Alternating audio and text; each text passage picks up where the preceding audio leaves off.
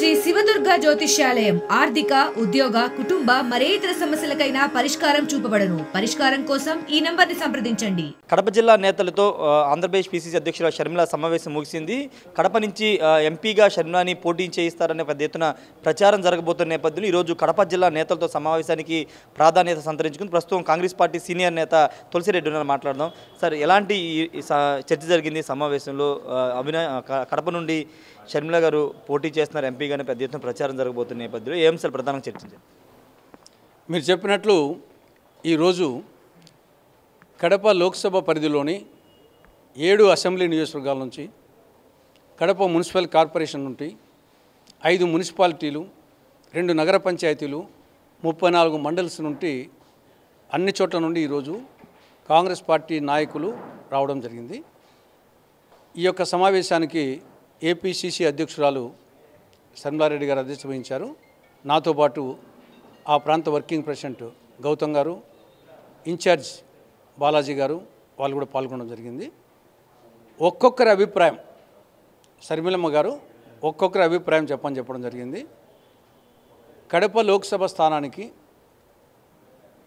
ఎవరు నిలిస్తే బాగుంటుంది,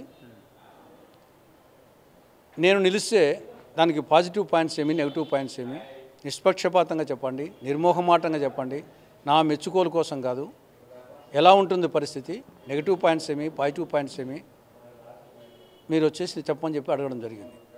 అందరూ కూడా యునానిమస్గా మీరు వచ్చేసి కడప లోక్సభ స్థానానికి పోటీ చేసి తీరాలి, దానివలన మీరు కడప లోక్సభ స్థానం గెలుస్తారు, 3 లక్షల పైచులకు మేయర్తో గెలిపిస్తారు, ప్రజలు ఆ విధంగా సిద్ధంగా ఉన్నారు. మీరు నిలబడడం వలన మిగతా అసెంబ్లీ కడప లోక్సభ పరిధిలో ఉండే 7 అసెంబ్లీ నియోజకవర్గాలకు మంచి రిజల్ట్ వస్తాయి. ఇవే కాకుండా రాష్ట్ర వ్యాప్తంగా అన్ని లోక్సభ స్థానాల మీద, అన్ని అసెంబ్లీ స్థానాల మీద ఆ ప్రభావం ఉంటుంది.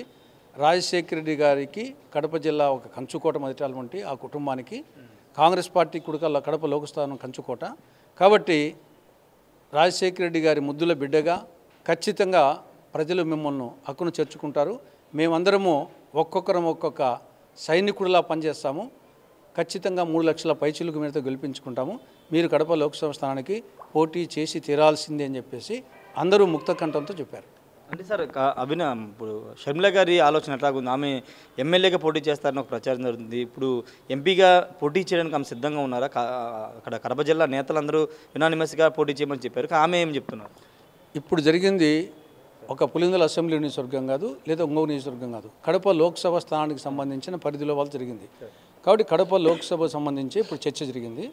అయినప్పటికీ మాది జాతీయ పార్టీ కాబట్టి ఫైనల్ డెసిషన్ తీసుకోవాల్సింది కాంగ్రెస్ పార్టీ అధిష్టాన వర్గం ఫైనల్గా. కాబట్టి ఇంకా దానికి స్క్రీనింగ్ కమిటీ, ఎలక్షన్ కమిటీ ఉంటుంది, అధిష్టాన వర్గం ఉంటుంది. ముందు నాయకుల యొక్క అభిప్రాయాలు తీసుకోవడం జరిగింది.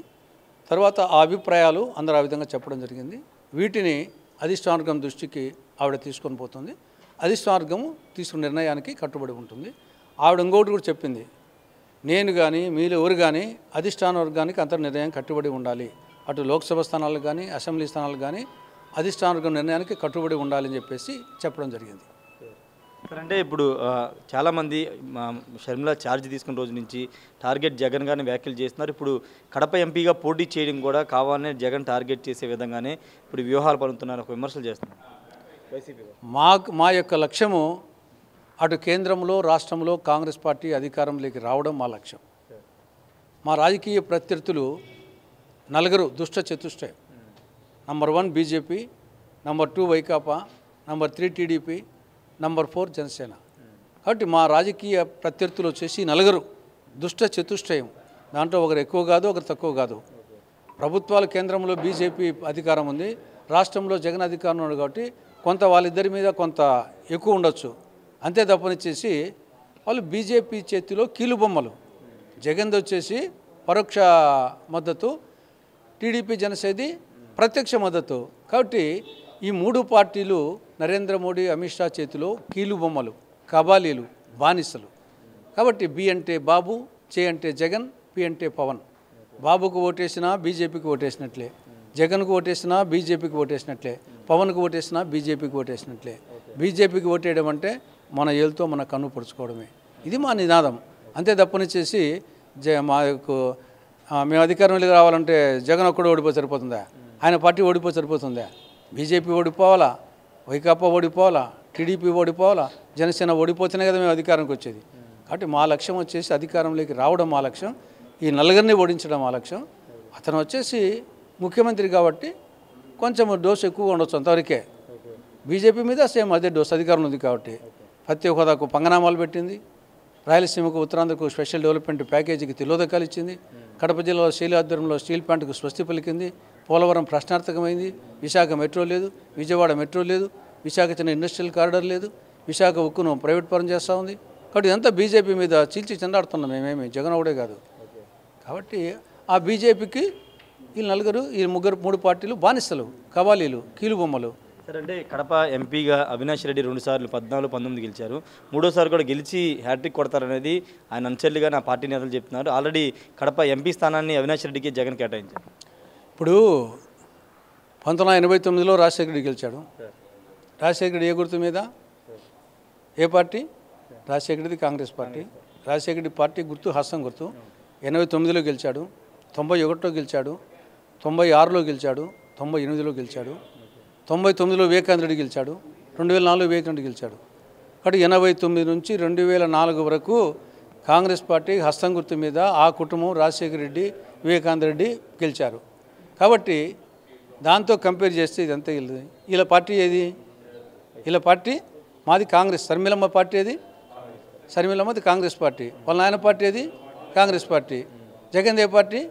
డూప్లికేట్ కాంగ్రెస్. అది యువజన శ్రామిక రైతు కాంగ్రెస్ పార్టీ. పేరు కూడా పూర్తిగా చెప్పుకోవాలని దద్దమ్మ పార్టీ అది. కాబట్టి ఒరిజినల్ రాజశేఖర రెడ్డి ఏ పార్టీ, శర్మిలమ్మది ఆ పార్టీ. రాజశేఖర రెడ్డి ఏ గుర్తు?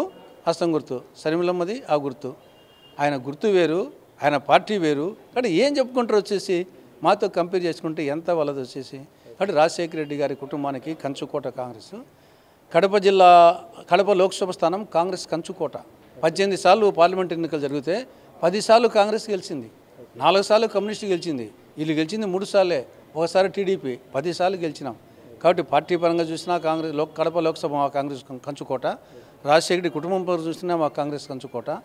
కాబట్టి రేపు 3 లక్షల పైచిలకు మెజార్టీతో వైఎస్ షర్మిలారెడ్డి గారు కడప ఎంపీగా గెలిచి పార్లమెంట్లో అడుగు పెట్టబోతున్నారు.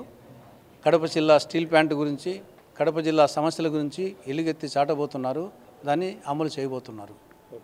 Thank you sir. ఖచ్చితంగా రాబోయే ఎన్నికల్లో కడప ఎంపీగా షర్మిల 3 లక్షల పైన మెజారిటీతో గెలవబోతున్నారని తులసిరెడ్డి చెప్తున్నారు. కడప పార్లమెంట్ కాదు, కడప జిల్లా కాంగ్రెస్ పార్టీ కంచుకోట. 10 సార్లు అక్కడ కాంగ్రెస్ పార్టీ రాజశేఖర రెడ్డి కుటుంబం ఎంపీగా గెలిచినటువంటి చరిత్ర ఉంది. కాబట్టి ఖచ్చితంగా కాంగ్రెస్ పార్టీకి ఇక్కడ ప్రజలు బ్రహ్మరథం పట్టబోతున్నారు, ఎంపీగా షర్మిలని గెలిపించబోతున్నారని తులసిరెడ్డి చెప్తున్నారు. కెమెరా పర్సన్ నానితో రాజేష్ RTV విజయవాడ నుండి. మరిన్ని వీడియోస్ కోసం ఛానల్ ని సబ్స్క్రైబ్ చేయండి, లేటెస్ట్ అప్డేట్స్ కోసం వాట్సాప్ ఛానల్ ని ఫాలో చేయండి అండ్ లింక్ డిస్క్రిప్షన్ లో ఉంది.